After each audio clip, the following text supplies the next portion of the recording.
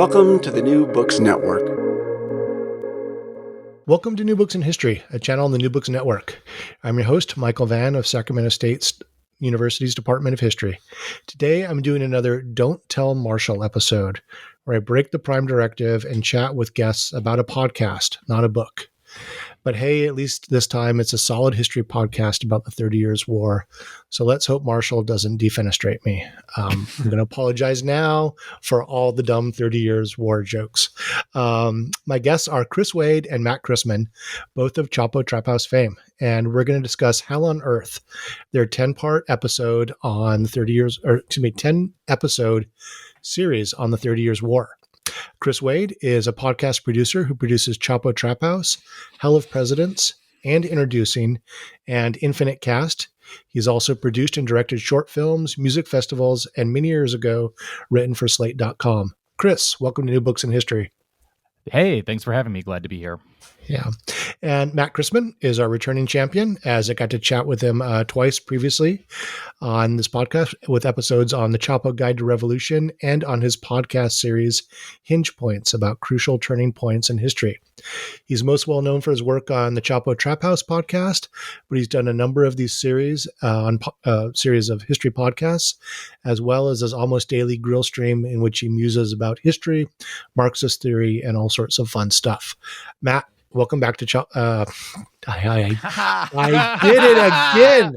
Are you serious? Oh boy! You know what? We're gonna leave it in. We're gonna leave it in. It's in. Yeah, okay. Full fanboy nervousness right here. Okay, Matt, welcome back to New Books in History. Did I get it right that time? Yes. Thank you. Well, the nervousness is my form of praise for the work that both of you have done along with your colleagues, keeping a number of us sane over the past couple of years. Thank you for all the good vibes with Chapo. So without giving away too much, no spoilers here in the 30 Years' War. Really don't want to know how this one ends. I'm pulling for a couple of these folks. You've got 10 episodes plus secret bonus content on the 30 Years' War. But the series is more than just the war. You give context, starting a century before the war with Martin Luther, and you also show us what the war creates, a system of state capitalism that will transform the world. But before I forget, before we get into the content, how can people find the series? This series will live exclusively on Patreon, on Chapo Trap House's Patreon. That is patreon.com/Chapo Trap House. The first episode will premiere live, free for everyone on the Chapo Trap House feed. Anywhere you get podcasts, you can listen to the first episode. That will be just under Chapo Trap House. But then if you want to get the remaining 9 series plus however many remaining 9 episodes plus however many bonus episodes we come up with, you will have to subscribe to Chapo on Patreon. That's patreon.com/Chapo Trap House. Episodes will be coming out every Wednesday, I believe, starting January 11th for 10 straight weeks. Awesome. Okay. And can I just do a quick run through the episodes? Please. I'm just you sent me. I got to listen to a few of them, and they're really fast. They're really fun. And just to give a sense of the trajectory, you start off with the first episode on God, which was a really great discussion of Martin Luther and the Protestant Reformation. Second episode, Death, on the Black Death and its impact on feudalism and the rise of the Habsburgs. Episode 3, Kings, State of the European Dynasties. I think you guys did kind of a sport style going around the horn thing, looking at Europe at the dawn of the 17th century. Windows, we know what that's about, right? All the AP history nerds, from the defenestration of Prague to the start of the war. Intervention, the Habsburgs expanding the war, and it really becomes truly international. Episode 6, The North, which is about White Walkers and such things. Swedes are pretty identical. Pretty much the same thing. White Walkers, right? From it's kind of how they were received in Germany when they arrived. Yeah.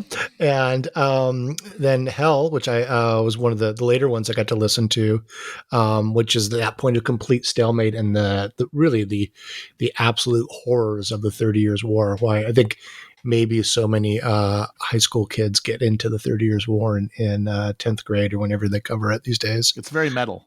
Very metal, right? And I think in an interview you guys called this the most metal war. Oh, absolutely, yeah. It's right at that intersection where a bunch of technologies and war styles are intersecting in their development to create, yes, the most diabolical forms of warfare up to that point, and the ones that are most welded with cool medieval things. So you still got guys with axes going up against guys with gunpowder and stuff. Yeah, there's still suits of armor, even though there's guns too, and everybody has apocalyptic religious convictions. So it's the intersection of all of the most gnarly stuff in European history. Yeah, it definitely has Molly Hatchet vibes. That whatever that genre of metal was, I was exposed to in the late 70s. Two more: State on the Peace of Westphalia, which all the political science nerds in the audience were very excited about to talk about the Peace of Westphalia. Episode 9, Revolt, where you're going to talk about the impact on England and the English Civil War, and then 10, A New God, Commonwealth Protectorate and Restoration up to the Glorious Revolution, and the way in which the British and the Dutch create a new state system that transforms the world. Did you guys have a favorite episode you've done so far? I think you're almost finished with these. Of the ones we've recorded, I think we both agree that The North is a really good one. Oh, I didn't listen to that. Okay. Because, it covers a relatively short period of time. It's like the year plus between the Swedish invasion of Pomerania and the death of Gustavus Adolphus. So it's relatively streamlined narrative, and it's got all these amazing ups and downs. We got a chance to do like blow by blows of a few battles, which is really fun to do in a podcast, and not really anything we'd done before on another one. Yeah. That one's a lot of fun. That's the most, and I've been using this comparison all the time because I want to compare the project that I'm doing with one of the most popular media properties on Earth right now. But that is the one that reads the most like a Game of Thrones episode, self-contained. But I'm also very partial to the Hell episode just because I think that describing the amount of apocalyptic destruction that actually was brought upon the peoples of Germany in grim detail really gets to one of the reasons that we wanted to tell this story. Because it is all the hell that is visited on Earth is all done in the name of creating a new kingdom of heaven. Yeah, and I got to listen to a rough cut of that episode, and what I really liked about it is you do all the intense 30 years war stuff that makes the high school kids go nuts, but also talk about the actually important stuff like tulips. Yes. And then the founding of the VOC, the Dutch East India Company, which I want to ask you about later on, which is, as a world historian, I think the real story here, gentlemen. Mm-hmm. But, I've got my own biases, but that truly global transformation that's going on, at the same time. So I guess the big question would be, with all your commercial and critical success with Chapo and the opportunities you guys must have. I mean, you guys just got profiled in GQ. It was a pretty nice glamour shot of you guys. Matt, who are you wearing? Why a podcast on why a podcast on the 30 Years War? I know that's a little open-ended, maybe too open-ended, but why a history podcast of all the things you could be doing? And then why the 30 Years War? Chris, do you want to? Yeah. This one specifically comes from us building the muscles of doing a history podcast on Hell of Presidents, which we, Matt and I always vibed on history just interpersonally, and I'm a big fan of a lot of history podcasts, and I think Matt is as well. And so that's basically the only ones I listen to.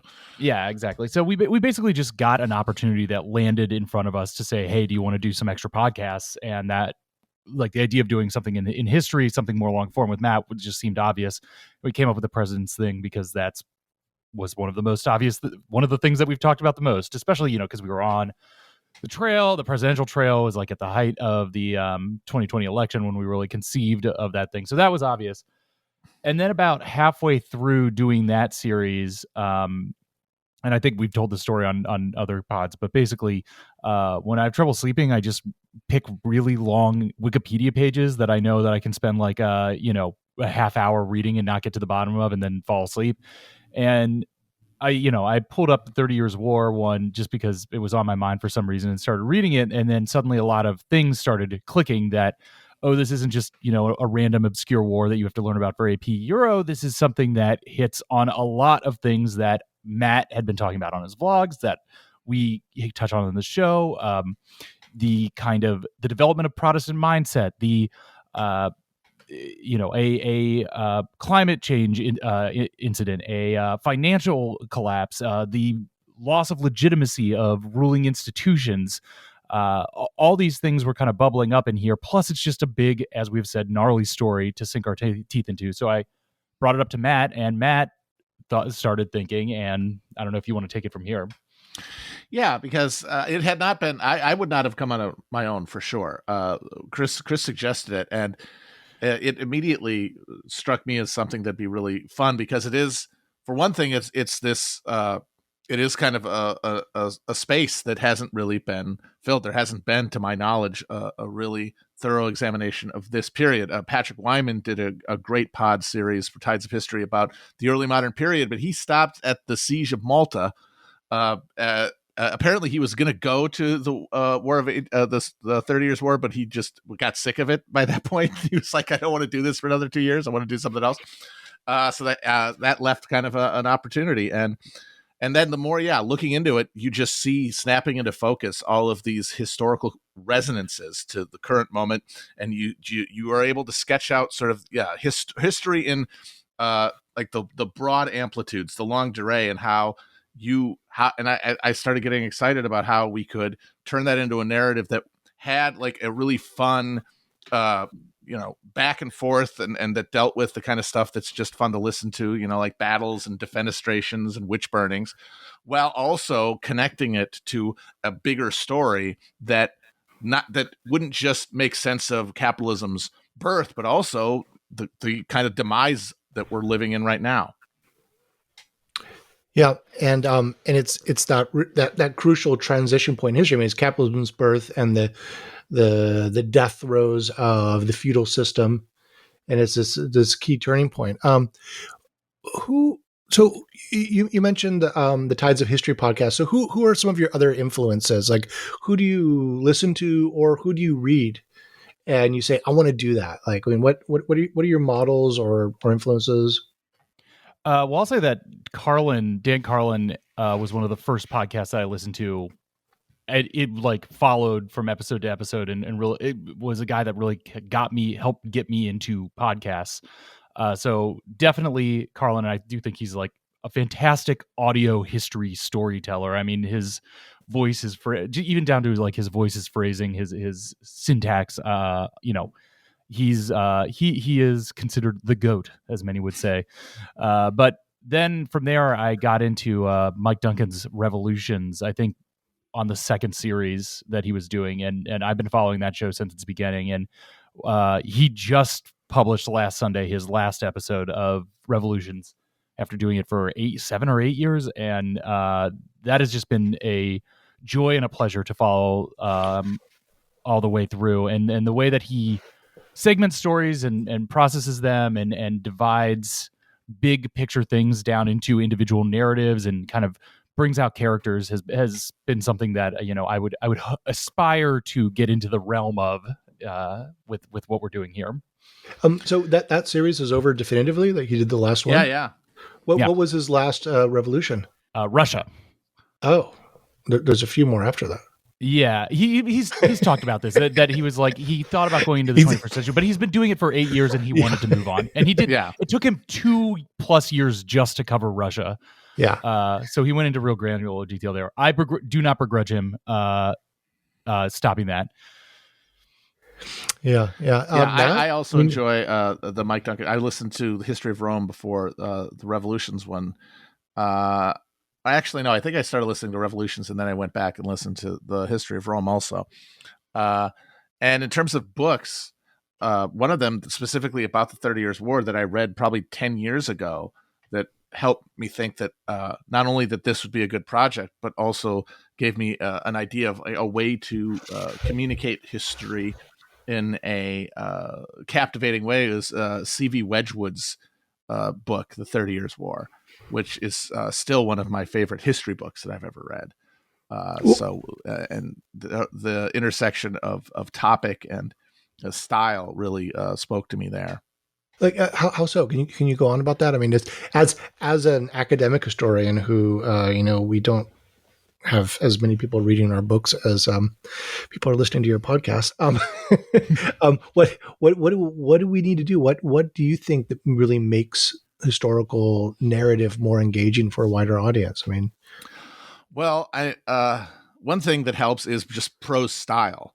Yeah, and I think that's one thing that Wedgwood had that stood apart at the time, and I feel like has sort of been lost, not because of lack of talent or even ability or anything, but just the emphasis on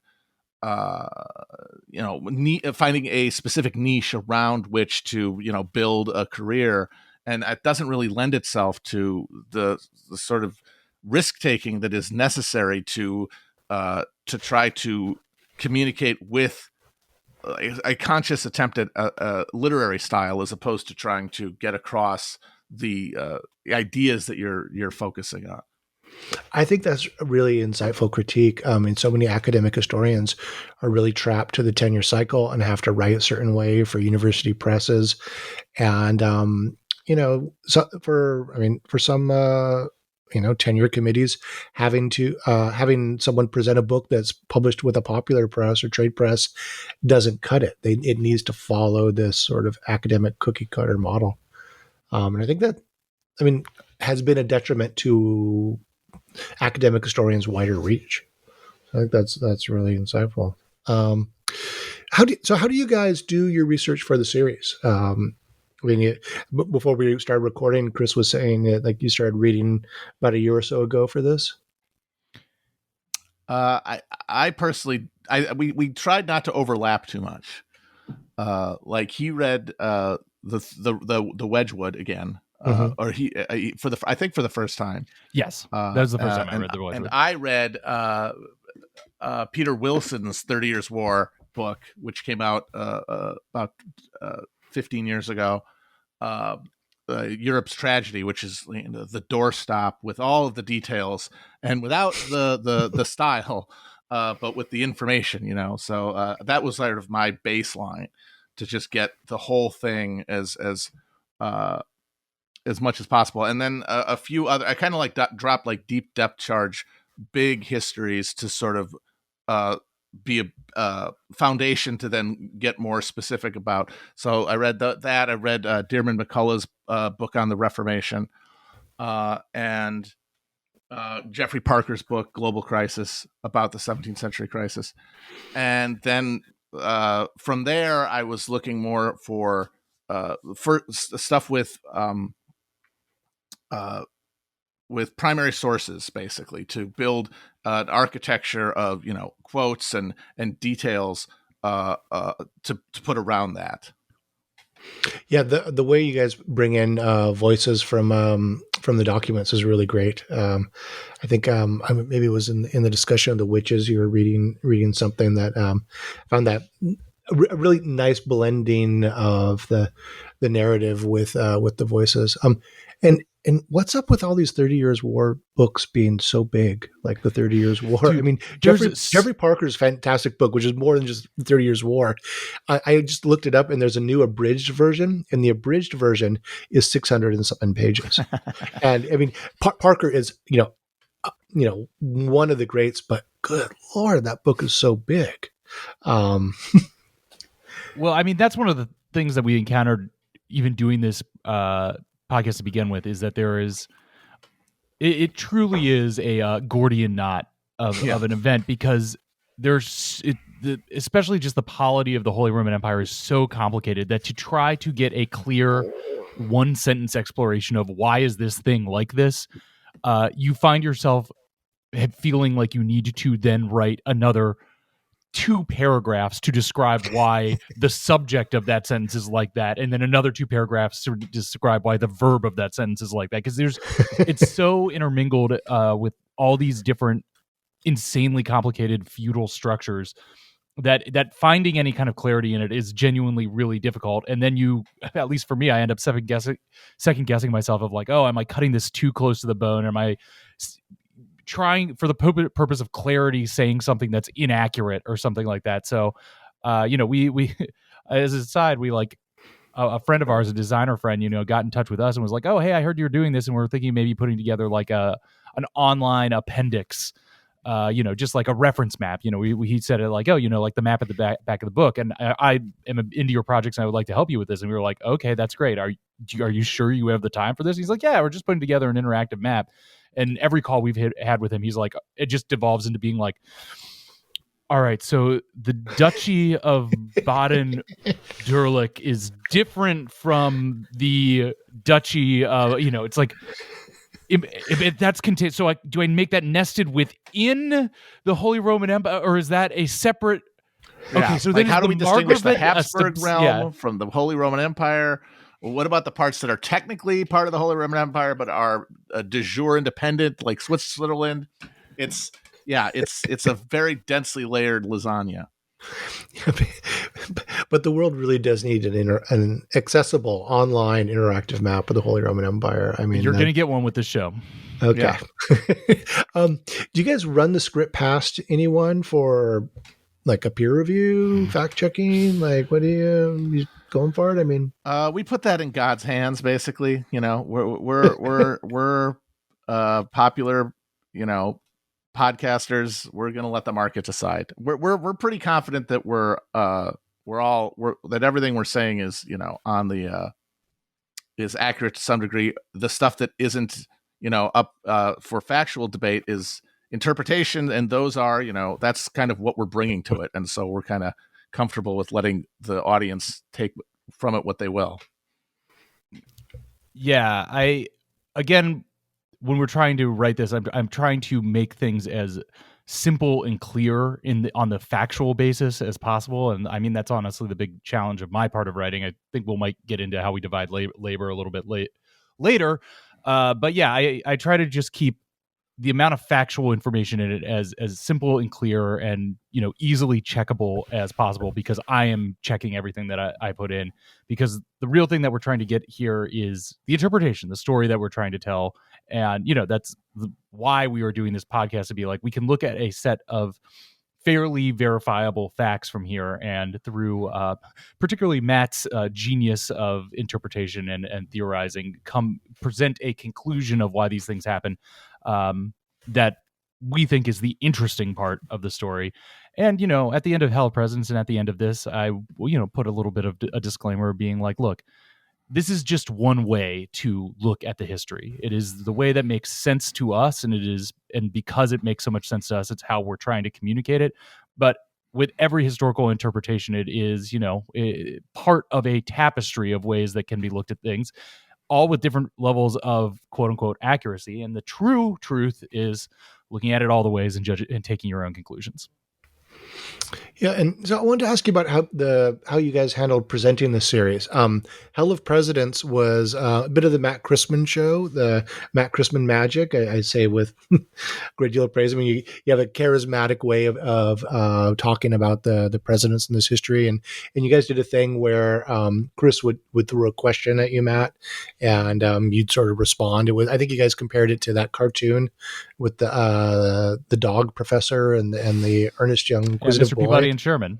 Peabody and Sherman, that's right. I'm trying to remember that earlier. The dog professor. Dog professor, inquisitive boy. Yes. And but this is a little different. I mean, this is like truly co-hosted, and I think most of the episodes you're starting these, Chris, with a sort of a narrative moment. Yeah, well, I think that we're drawing on what we learned from Hell of Presidents, and I will speak for Matt that he has an insane font of historical recall that I simply do not have. I have a terrible memory for facts, dates, things like that. I have to write down every single thing I say. I cannot go off the dome for anything. And also, Matt's own brand of interpretation. But what Matt lacks, and I don't think he will begrudge me for saying this, is any kind of organizational Yes. processing. So, what I, the reason that Hell Presence is able to exist is because I can sit down and kind of listen to Matt yell at me about history for a while and then figure out how to organize it into something coherent and then give it back to him for him to repeat it back. That's how we did Hell Presence. Matt went off the top of his head for often outline, but mostly spoke extemporaneously for Hell Presence. For this, I think mostly because we'd had that practice and figured out a way to make these things work. We ended up, scripting the whole thing, which, again, I think our roles are basically the same. I'm mostly setting up this happened. Matt, why did that happen? But because we're able to write the whole thing and go back and forth, we can kind of make it easy to say, oh, you'll take this thing and then I can move this part that you've said down here, and then that flows a little better.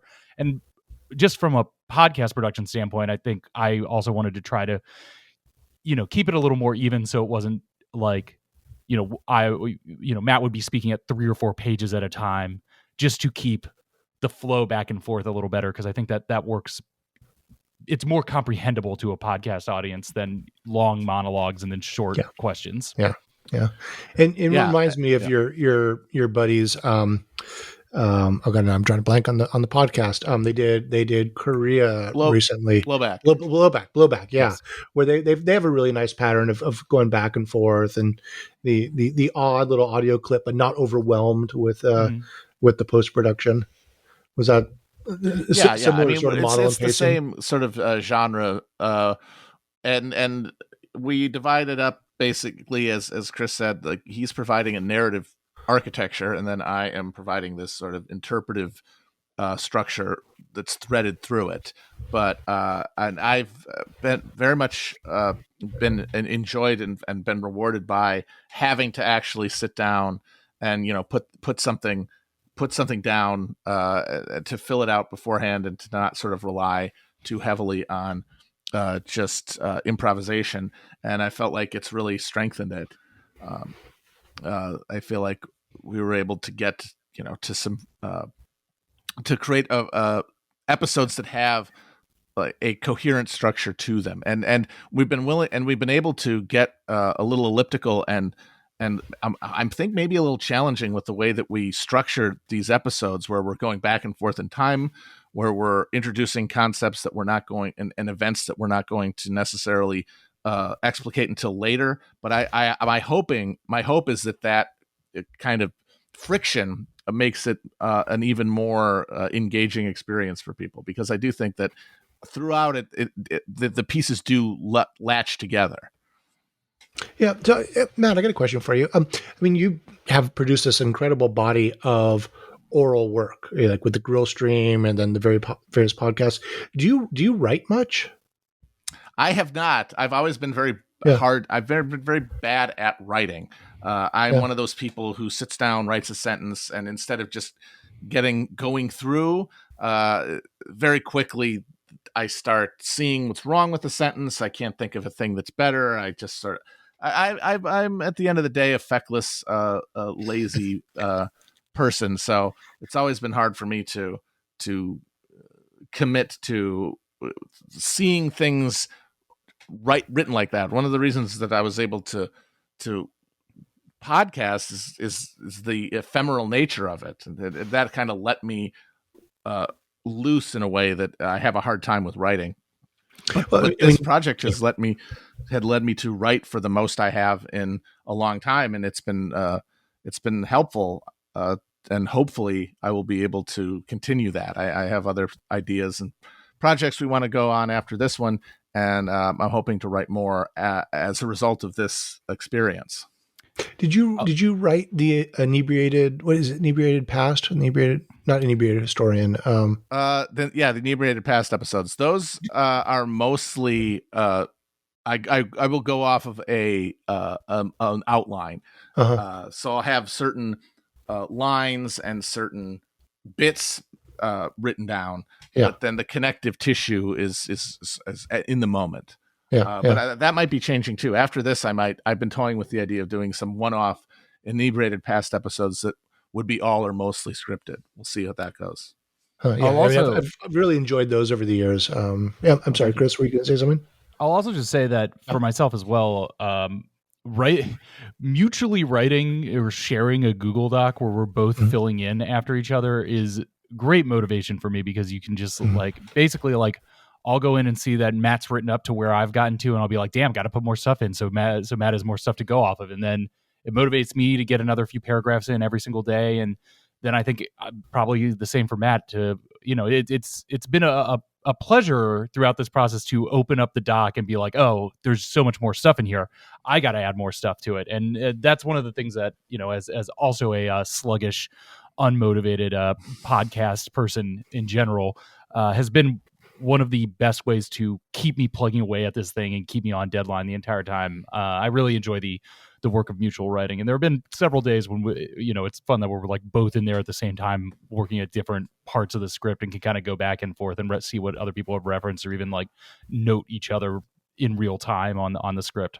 That has been a big part of what has allowed me to move forward, is that when I start, I'm not facing a blank page, which is the thing that, for the procrastinator, self-doubting type writer is death. There's this structure with these spots, these holes in it, and all I have to do is just patch the hole and get from one spot to the next, and that has been very easy relative to my other attempts at writing, and very, as Chris said, very satisfying and rewarding to just see there's new. I log on and there's new holes for me to fill. Yeah, we love the Google Docs. What a great system. And holding each other accountable, as the kids say, right? No, I mean, this is funny because academic historians are famously do their work alone, and compared to other disciplines, we have very few co-authored pieces. And I got to do something with a co-author last year, write it on the Google Doc. We did a political history of surfing, and it was really fun to be bouncing off ideas, and so much easier now. But that collaborative work, again, not what most of the academic historians do, for just sort of the nature of the discipline and the way we're trained. Well, get yourself a co-author, get yourself a Google Doc. I bet you'll write at least, I'm telling you, 25% faster. So I had before we get into this stuff, and we are going to get into some stuff here. I wanted to ask you guys how you balance your understanding of structure, which Matt has been really incredible on, and your understanding of structure, which some might characterize as Marxist or materialist in its analysis, with the agency of individual actors, right? I mean, this is one of the big grad school questions. And the 30 Years' War is a perfect example of this, because it can be a real trap, because you can get really mired down in the political minutia. I mean, just trying to make sense of the Holy Roman Empire and these dynastic claims, and it can just lead to going down the rabbit hole of historical trivia, as cool as some of those details may be. But the big picture is so important for Germany, for Europe, and, arguably for world history. So how were you balancing that sense of structure and the larger significance of the story with the cool intricacies? Not all at once. I mean, as we were saying, a lot of it comes down to the way that we write it. With Chris is in charge mostly of providing the narrative, the biographical information about the specific figures that we want to focus on, and the anecdotes, and then I ground them. I connect them, and the connective tissue is a contextualization of exactly what is informing these decisions, what is shaping these people one way or the other, the forces that they are either fighting against or embodying. And I think that's how we are able to bring both of those together in a way that does not obscure either, but rather allows both to highlight each other. Yeah, and I am no I'm not the most well-versed Marxist, but I think that Marx really nailed this one with the "men make their own history, but they do not make it as they please" quote. And I think that's Yeah, I think that's kind of our guiding principle too of how to approach the great men of these stories. And it also is something that, doing the President's podcast, which we set out to do as being like, let's just talk about the presidents, and then turned into a history of America through these people. But the way that we approached it was kind of talking about, not in any like counterintuitive of or like everything about this guy is wrong, but we discovered that the way that we wanted to talk about the presidents is not as these great movers of history, but people who are propelled by and move through history and are constrained by it.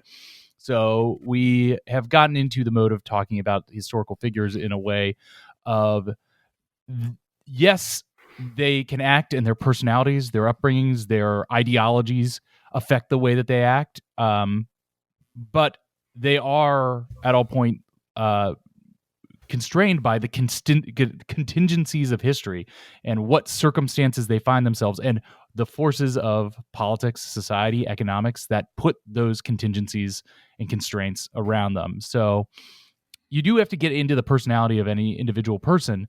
And that's what makes it interesting. We love hearing about like the weirdos, the psychos, the romantics of history that all consider themselves the unique heroes of their times. But often the funny part for me, or the grand ironies, are the way that they are just as blinded and just as directed as everyone else around them by the material forces that they have come up within. Yeah, like even if they're being carried forward, like they feel like I'm sure, like that is a subjective experience of mastery over, time and space. But as soon as those winds change, they are often just brought down because there's always something in the era, in the moment, that they are not able to access and that they're not able to anticipate, and that ends up being the thing that brings them down. Yeah, and this is a theme that obviously you and Daniel Besner engage in the Hinge Points podcast, where this how important is individual historical agency within these structures. So let's get in the subject matter.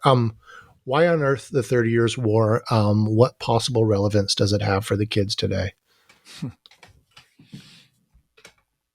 I mean, just in terms of, if the kids today want to engage in a history that has something that is relatable, then the 30 Years' War is absolutely chock full of that, because it is a system, a political and social system that has essentially exhausted itself, is no longer able to manage the real conditions that had been imposed on it by material changes, coming under a final external shock in the form of a climate emergency that leads to this widespread breakdown and breakout of violence across the entire world, but specifically Western Europe, and how the phenomenon that are part of that experience are ones that we can see all around us in sort of as farce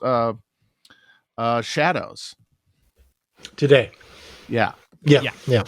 And I think a part of it also is, and I and we don't want to get like prescriptive about how anybody should feel about anything, but I think both Matt and I kind of look at the way that a lot of people process the world at this moment through this specific era, through the Trump era, through the COVID era, through the post 2008 financial collapse era, climate change. Yes, it sure does seem like there is a general crisis going on, and I think that you tend to see in a lot of people the whatever the modern manifestation of apocalyptic thinking is, that we are somehow privileged to be living through. I mean, a kind of privilege to be living through the end of the world in some way. And I think one of the reasons that we wanted to go back to this is go and look at another group of people who sincerely felt themselves living through the end of the world. And, I don't think we want to say that our situation will end up exactly like this situation, or we can draw direct predictions about the immediate future from looking at how these specific circumstances in the mid 17th century turned out. But you can certainly find a lot to identify with the people there and kind of, in an almost hopeful way, see that the world kept moving afterwards. Sure, it had changed. It was something different. I don't think that we can even possibly say if it was better or worse. It is simply the progress of history. And there's something about looking at the history of the Western world and the world around it, though we don't get into the non-Western world, going through a general crisis and coming out the other side to say, well, gee, what does it look like for the world, for our specific culture and society, for me personally, to imagine living through another general crisis. Right. And I wanted to pick up on that for my next question. I mean, yes, this is this potentially apocalyptic moment in the eyes of the historical actors, but, we do know that the world goes on, and actually something new came out of this. And I think you said in interviews that one of the themes of the series, or maybe the main argument, is that it's this process that births modernity in its political and economic forms. Could you speak to that? Just that feudalism, the feudal structure that the elites of Europe were all embedded in, was exhausted. But of course, no person embedded within it could have the perspective to know that, really. So they all strove for their own positions within it, and without knowing it, every action that they made, every course of action they decided upon, deepened this crisis and hastened it's the collapse of one order and built the sinews of another one unconsciously. And that process is always happening, and it's happening now. And I think that if there's a use here, it's to be reminded that something is always happening subterraneanly during moments of crisis and of even times of stability, and that the birthing process is making a world that is fundamentally alien to the one that exists, and in that sense is the end of a world, but that humanity continues, and that the whatever is in humanity that is worth preserving also continues. Well, but so, I mean, you say subconsciously and without them really realizing it, but they're making real decisions regarding the organizing structures of capitalism, with the Dutch burghers, creating stock markets and trading shares and so forth. And the war ends with the Treaty of Westphalia, which all the political science folks love to point to as the birth of the modern state system. I mean, there's some conscious decisions there. So, I mean, what is it about the legacy for capitalism, or the legacy for the Western modern state system that you see coming out of the 30 Years' War that's so important?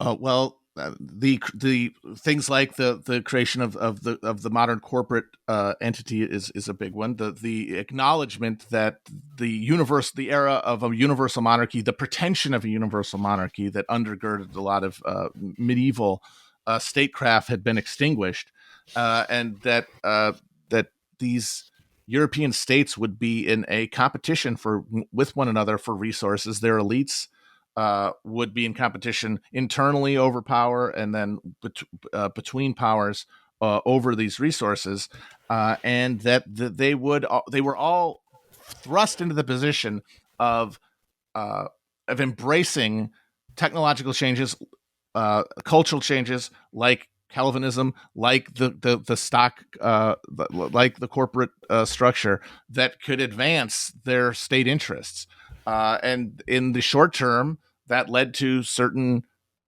rulers continuing and extending their power. But in the long term, it undermined the entire land-based authority structure that had undergirded feudalism, and that was never abandoned ideologically at the top of any of these structures. but was eventually ceded to these more dynamic merchant urban classes in the interest of defeating their competitors. And I would just say to go back a little bit to when we're talking about individual action, and also what you were just saying about these people are making decisions. I think one of the interesting things that I've pulled out of this, and I hope that we elucidate, is kind of the interplay between the development of intellectual systems and ideologies and actual action, because so much of the on paper reasons that these wars are fought are over questions of religion, of faith, of ideology, of the minutia of Christian worship, about whether the bread becomes God or the God becomes bread, things like that. And you have these people who are building these structures of ideology around one thing: the way that they worship, the way that they relate to each other on elements of faith, while at the same time building these corporate structures, these ways of doing business, these ways of interacting between the state and finance and stuff. And at the time, I think a lot of these people would imagine that these are not related things. But at the same time, oh, would you look at that? They're developing this faith structure that at every point reaffirms and reasserts the exact financial structure that is most profitable for them. Wouldn't you know it, that it turns out God does want me to form a corporation and colonize the world around us, and that happens to be the only and correct thing that the real God wants. And I think that there is something about that is important to look at. It will feel familiar to people to see these things that are often projected to us as completely separate things: my political ideology and the way that I behave in the world.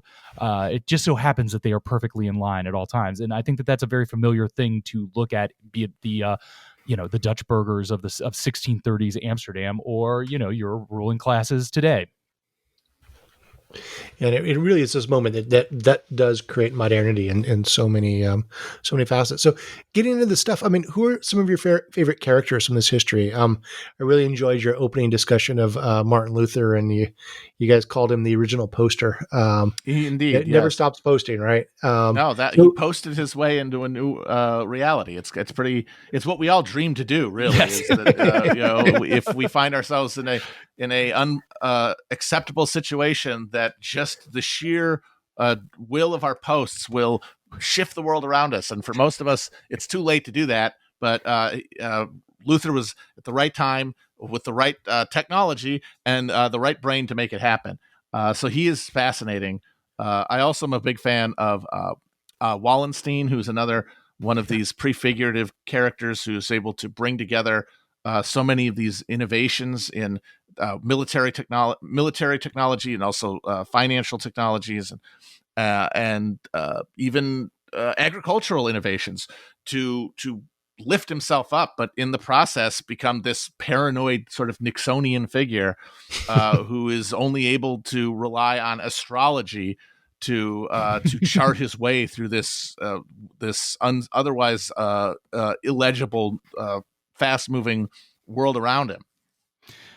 I'm a big fan of the kind of heroic losers and the pragmatists of this, which pragmatist seems like the most boring type of person, but in a time of acute stress, they tend to be really fascinating. I mean, I just finished writing about our segments on Cromwell, who I think is one of maybe the more fascinating and difficult to pin on, put a pin on figures that we've covered, just because he can be your hero or your angel or your devil, depending on how you look at him. Because but he is one of these unique figures that is riding with the current of the history, rather than trying to stop it or reverse it or go parallel to it, and that puts him from a obscure country gentleman to in charge of the Kingdom of England and Ireland and Scotland. As we're saying though, when the limits of a certain current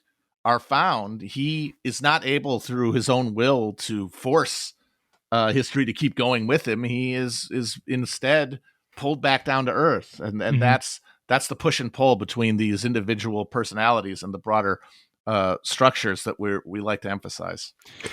I think in one of the episodes I got to listen to, you guys make the comment that the 30 Years' War is a series of individuals testing the limits of their own power and then finding out they've gone too far and getting off, right? Yeah. It really is a endless series of princes and margraves fucking around and finding out.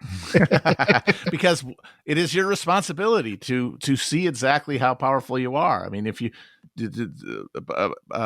you have no honor if you're accepting less than you could get, which is why the character who sort of resonates the most as a more modern person is John George, the Elector of Saxony, who has gone Also down one in of my history favorites. as sort of a feckless coward, but who throughout the war has actually does have a consistent aim, and that is to end the war, to stop fighting.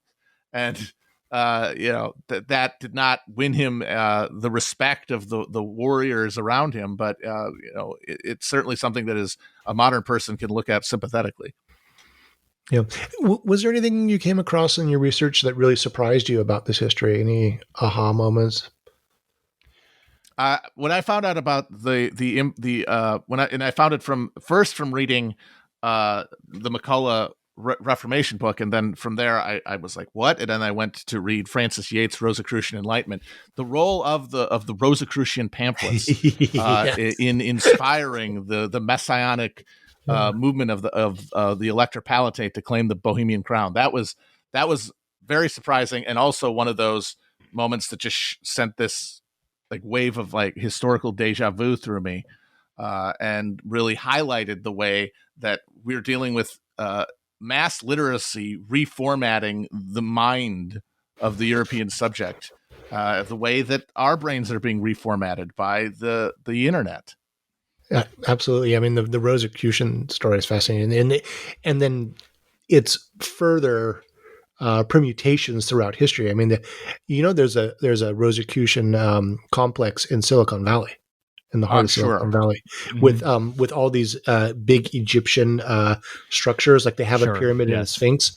And years ago, I taught at Santa Clara University, and I had a student who wanted to do Egyptology, and she transferred down to UCLA and actually learned some ancient Egyptian, and went to view the Rosicrucian Museum. And they would ask you to say this prayer in ancient Egyptian or whatever they thought it was, that just to honor the gods. And she took it home and translated it, and it was an induction prayer into their cult. So that's existing right in the heart of Silicon Valley, and makes you wonder. What would, and maybe this was one of it, but what's the wildest moment in this history? The most fun to talk about. I mean, I think that this Rosicrucian thing could be compared to an early modern QAnon, burning witches, troops running amok, diplomats being famously thrown out of windows and being either saved by angels or saved by a pile of manure, depending upon your religion. I mean, so much wild stuff.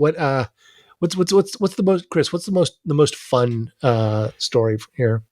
Well, I don't want to give away too much to people who might listen, but there is a red wedding like scene in this show. I kind of combining this question and the last question. I'm very fond to a lot of the role of alchemy and the occult in the courts of Europe around this time, just because I enjoy talking about that stuff. And getting a better sense of like what that meant at the time and the extent to which alchemy functioned as alternately either like the advanced research like skunk works of a pre-modern or modernizing state, or like the guys who submit white papers now, policy proposals from high level points of thought and at their point, divination. At our point, they would call it data and stats, but it is still basically the same thing. It is peering into the matrix of the world and divining the perfect proposal for your leader, for your sovereign, in hopes that they will grant you favor in the future. Which whether that really it boils down to anticipating what they wanted to do anyway, yes. and giving them an excuse. But it's also proto-science. I mean, there Yes. some actual scientific method does come out of Oh yeah, it's this I mean kind of it is goofy this witchcraft stuff. it's this transitionary fossil. Like it's a way of seeing. It's people who are trying to do science without a agreed upon scientific method to do it with. And it's this collective yearning towards some systemic way of understanding the world that brings these people together. Things, and it's through the printing press that allows that to happen. And the Rosicrucian pamphlets end up being crucial to that. People inspired by reading them start acting like Rosicrucians and start doing their own, creating their own groups, like hoping that they would be contacted by them. And some of those people end up doing things like founding the National Science Academy in England. That's one of the most important crucibles of applied scientific technology and midwives the Industrial Revolution. Yeah, and so I mean, the 30 Years' War famously is prime picking for a lot of snarky nerd humor and adolescent obsession with all the strange and horrifying stuff. I mean, it gets really grisly and dark, and that's a lot of fun for a lot of middle school and a lot of high school kids. I was there, but at some point, this obsession with the really awful stuff can lead to just appealing to peering interests, sensationalism of the macabre, and sort of lowest common denominator. And I think about these subjects a lot because I work on colonial violence and violence in Cold War Southeast Asia, and I'm always concerned when my research on murder cases, for example, might cross the line into true crime or just sort of an almost sort of pornographic interest in these really shocking moments of mass violence in the Cold War, obsession with what Susan Sontag called, the sufferings of other. But that's so. It is undeniably fascinating, and it does have an appeal, especially like the horrors that Germany descends into in this period. I mean, the series is called Hell on Earth, and I remember in high school looking at the depopulation maps of Western Germany in this time period, and it's just astounding. So, how do you balance this wild stuff and this fascinating, horrifying stuff with what's really important about history and not getting mired down in the morbidity? Well, one decision we kind of made is that we took the opportunity once Gustavus Adolphus dies and the momentum of conflict is sort of dissipated, and you get that the stalemate, the back and forth stuff. The stuff that C.V. Wedgwood just stopped writing about because she thought it was boring. She just stops halfway through the war because it's no longer interesting. We thought that lull would be a good place where we could just like focus on that. Like that's the episode I think you listened to, and that's really where we're able to get into the horrifying nitty gritty of it and give an idea of the horror that was being visited on Germany without it taking over the narrative. Like, once you get to that episode, it can color everything that you heard before and everything that comes later without it having to keep coming up over and over again in grisly details. Is this when you talk about the lives of the soldiers and the difference between men of war and normal men, or whatever the German term is? I mean, as Homer Simpson said, those Germans got a term for everything, the Kriegsvolk, as they call Kriegsvolk. themselves. But I mean, I thought that was actually really like historically empathetic to get into their eyes. I mean, you can look at these soldiers as this horrible locust that descends upon the land, but what are their options, and what would their choices be in this time period? Yeah, and the life of a soldier, like it is a social world in itself, and it has Absolutely. reinforcing structures of belief, honor codes, disciplinary mechanisms, and social expectations that are defined in their separation and hostility to the more settled world around them that they are predating upon. And I just taught master seminar on genocide, and we read several books about the occupation of the East, and probably the one that, of Eastern Europe by the Nazis. And one of the ones I think that had the biggest impact on us was a newer book called Drunk on Genocide about alcohol consumption in Nazi Germany. And it just goes into the intersection of performative masculinity, alcohol use, and just wanton violence and the way that descended upon Eastern Europe. And it was actually really a much tougher read than any of us had really expected, because it has a sort of, with all catchy the title, Drunk on Genocide, Alcohol, and the Third Reich. But reading about that made me think so much about the what was visited upon Germany in this time period, in the 30 Years' War, with this radical depopulation, the impact on the civilians.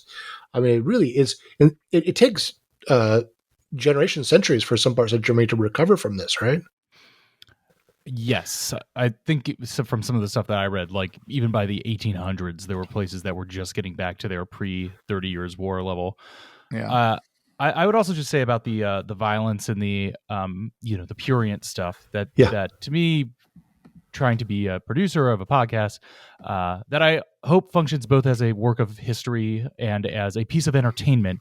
That stuff is the door that you open to be like, hey, would you like to see some real messed up stuff? I've got a real house of horrors inside of here to show you. Then that's the hook, and then you come in and you're like, but it's actually built on top of this fascinating history and these people who are, in the end, not too different from us. Both in all ways that you can conceive. And so getting to use the prurient, the spectacular violence as a way to make it interesting is that's my hook on the series. And also, not to be too glib about it, but it certainly helps when you're talking about German on German violence and not the brutalities of colonial genocide across the world. But we're all bohemians in this story. Paying for sins yet to come. Yes, Yeah. exactly. Yeah, fair enough. Although certainly some of these people, looking at the Transylvanians coming into the Alsace or something, might look at the each other the same way that later generations would look at some of their colonial exploits. So it's every generation is alien to the next. Yeah. I was really happy to see you guys were touching on the new findings in environmental history. And can you tell us a bit about the climate fluctuations and the role this plays in the 30 Years' War? So there is, as this is happening, the mid 17th century is the climax of this dramatic drop in global temperatures. That's known as the Little Ice Age. It persists for centuries, this lowered baseline, but the real drop happens in the early 17th century. And it leads to a catastrophic decline in the agricultural output that the social order depended upon. And being still a largely feudal mode of production, there's no mechanisms for the sort of improvement, the efficiency improvement in agriculture that might make up for it. Everyone from a peasant to the dynasts are forced to just subsist on less, and if ruling elites want to sustain their level of consumption or increase it, then they have to take it from someone else. That there is no way to increase the pie, and that leads to this massive amount of violence that doesn't just hit Europe. I mean, the Ming Dynasty in China is brought down during the same period by this same crisis. The Ottomans, who you'd think would be able to take this opportunity with their internal Habsburg enemies fighting to the death in Germany, to strike into the underbelly of Europe, they can't do it because they're also racked with rebellions and coups and counter coups in the palace, and it's it is a system that, as we said, is already under this huge stress. You've already seen the cracks starting to emerge, with the Protestant Reformation being the cultural expression of that, this new wave, this mode of life in the northern European cities that can no longer be made legible by medieval Catholic social world. That's already a deeply ingrained schism now that is leading towards the creation of these confessional diplomatic blocs who are now in conflict with one another. All of that is put into hyperdrive by this relatively sudden and very dramatic series of crop failures, long winters, floods and droughts that knock the pins out from behind the entire mode of production. I will say also, just talking about resonances, I think I saw a post in the fall. Somebody was posting from Germany showing a picture of a floodstone that was posted at the low ebb of a river during a drought that was just revealed again for the first time since 1632. Yep. Right in the middle of this if you war. see this, cry, I believe it was something like that. Yes.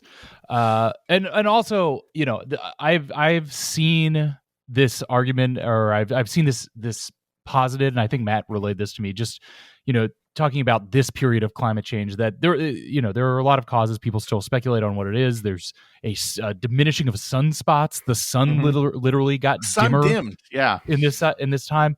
But also, I have seen speculation that the rapid depopulation of the New World in after European contact and the spread of European diseases, the rapid depopulation of the New World led to vast previously inhabited areas in the Americas reforesting, and as places stopped having people living in them, which turned America into a massive carbon sink, which may have contributed to that. So, it's obviously very, very different circumstances than the kind of climate change that we're going to now, but it is still arguable that this is a period of man-made climate change from our, humankind's industry on the world, although it is in a different direction.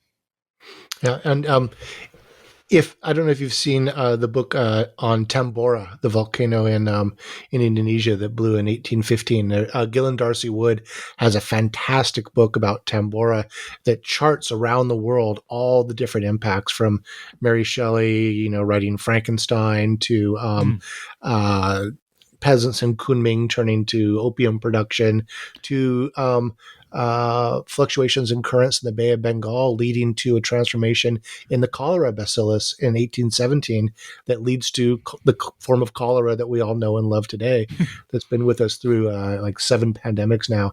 And I find these, what hard science is able to tell historians now about the climactic variables and that have shaped human history and decisions, just so fascinating and so enlightening, because we didn't know this, 30, 40 years ago. And because of the current crisis, we're a bit more tuned to it. So, okay, I got a question for you. What was the most important moment in all of this history, and why is it the founding of the Dutch East India Company, the VOC, in 1602? Yes. No, I think you're correct about that, because that is... the corporation is going to be the technology of technologies. It's able to bring together a lot of disparate innovations and apply them. But the creation of that structure is inextricable from this story of religious and cultural conflict, because this is the creation of the Dutch East India Company is part of the broader struggle of the Dutch, of the Calvinist Dutch, to overthrow the yoke of Spanish Catholic tyranny. It's such a Calvinist thing to do. Yeah, right. The Catholics in the Iberian Peninsula don't think this way, right? I mean, it's so culturally contingent, as well as linked to trade and so forth, right? Exactly. Yeah, and then it's comparative advantage to, for example, the Spanish mode of colonization, which did bring an incredible amount of money to the Spanish crown, but was in horrifically inefficient fashion, in a way that over time destroyed its own wealth and undermined the wealth of the imperial core in Spain. The Dutch model is able to, with stunning rapidity, overtake the empire that they're separating from, and then impose this new way of seeing the world onto the whole globe. It's also that, we're talking, we end the chunk of this series of the 30 Years' War on, the Peace of Westphalia and the new creations of new conceptions of what a state is. And I think it's very telling that at this time, this kind of model of a way of exerting financial and power authority outside and parallel to what will become the state, that comes up at the exact same time and kind of plants the seeds for these what end up becoming parallel, and then sometimes reabsorbed, sometimes absorbing the state itself, power structures, is one of the most important developments of modernity. When we were recording the last batch of episodes, I was trying to make Matt say, okay, well, give me a date. When did capitalism begin? And the one that I was arguing for was the creation of the Dutch East India Trading Company, which I believe we do talk about in the series directly. Oh, yeah.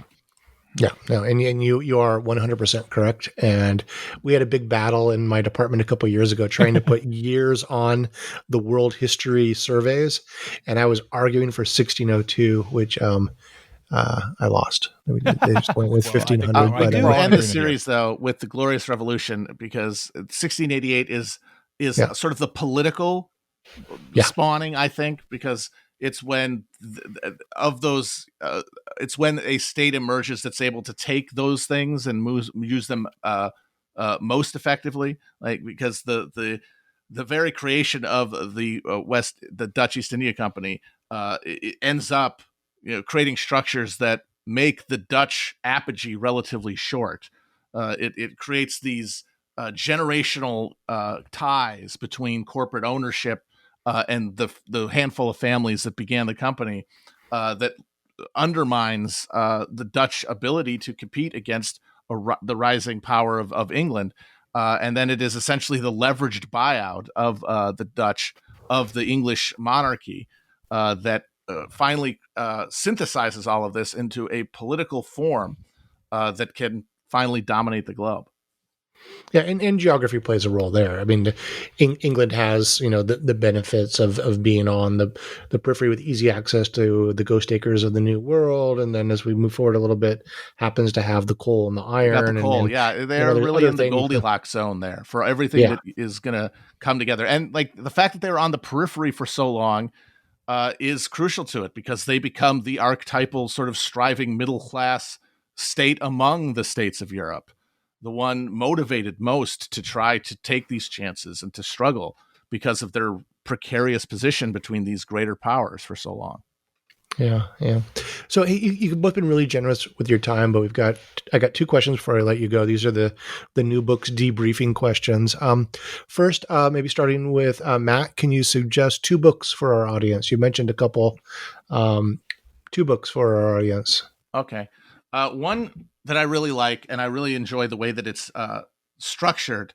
It's not just about the 30 Years' War, it's about the broader era. It's called The Four Horsemen of the Apocalypse: Religion, War, Famine, and Death in Reformation Europe, by Andrew Cunningham and Ole Peter Grell.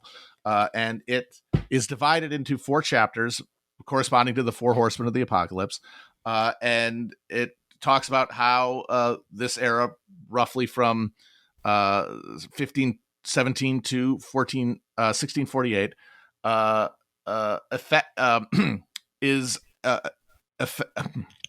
the way this era affects people in terms of warfare, famines, the religious revelations of the time, and then just the mass experience of death that is part and parcel to the moment. So that's a good one.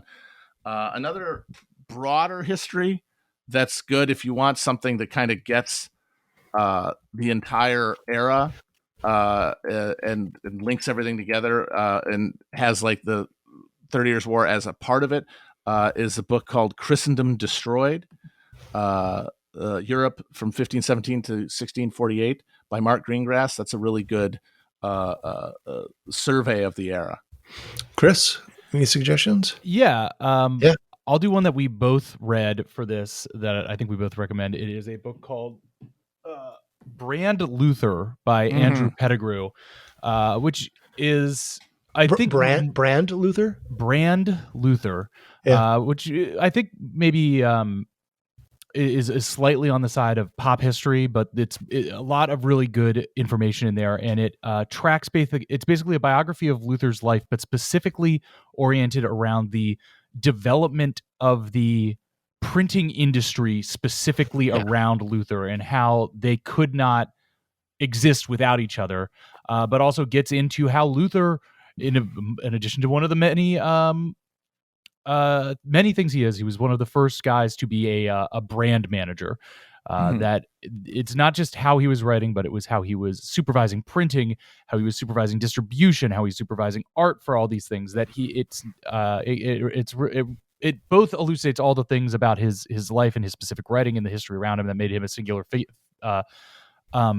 person in history, but also is this technological history of the moment in printing that he existed within, that was really influential. It's just a great read, and it's not that long. It's I think like 300 pages and zips by. A lot of great anecdotes in it, and it really helped shape the way that we were placing Luther within this series.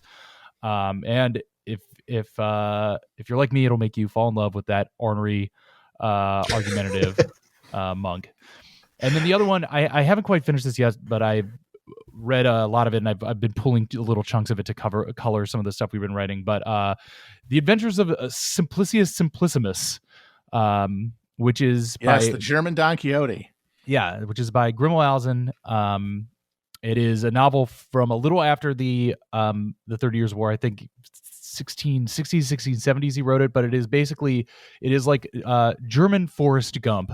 A kind of idiot kid raised in the woods, swept up in the vicissitudes of the war, seeing all of the horrors, but also writing about it with a kind of a blunt simplicity that makes it often very, very funny. And I've been reading the Penguin Classics translation of it, which I appreciate. It has a very casual and modern tone to it, which I think really gets out how you wanted this to be received, as like reading from the dumb kid from one town over, reading him listen to his adventures through the war.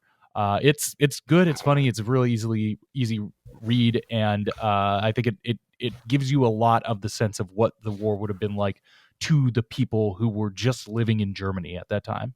Didn't really have any stake in it one way or another.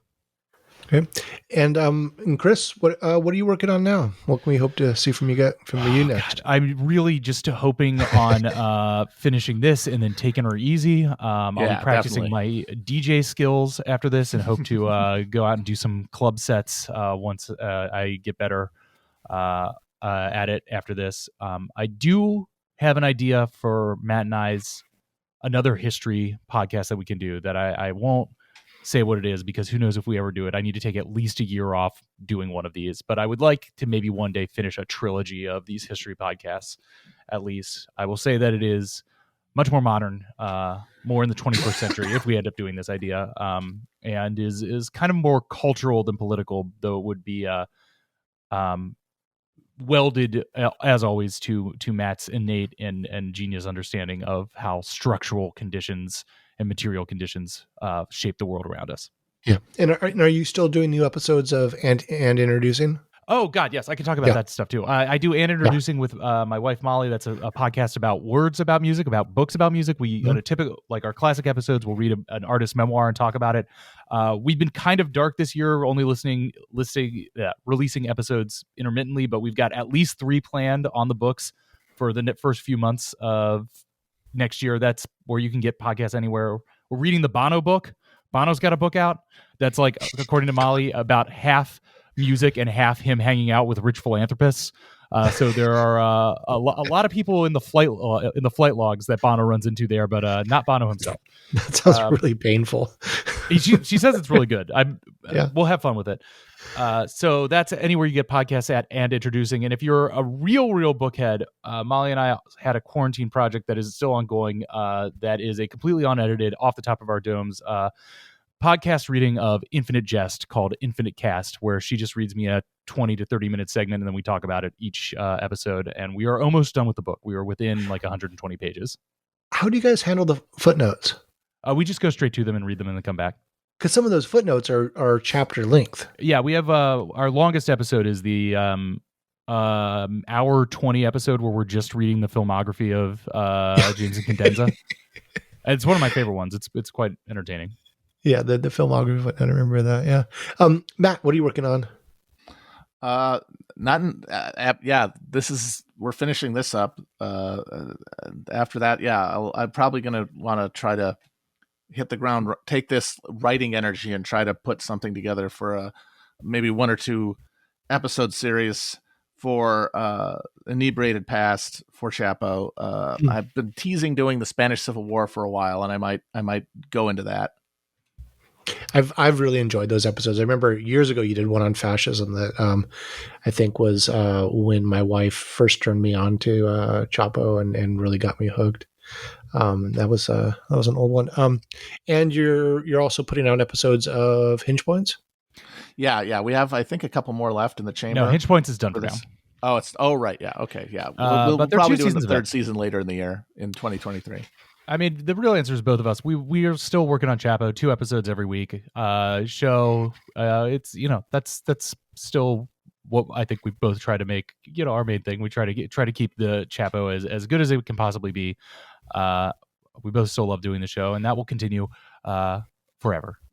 Yep. Well, we are a gray wolf household and here in Santa Cruz, and we will continue listening. Before I forget, Chris, do you want a quick reminder on where people can find this podcast, Hell on Earth? Hell on Earth launches Wednesday, January 11th. You can find all episodes of Hell on Earth on Chapo Trap House's Patreon, patreon.com/Chapo Trap House.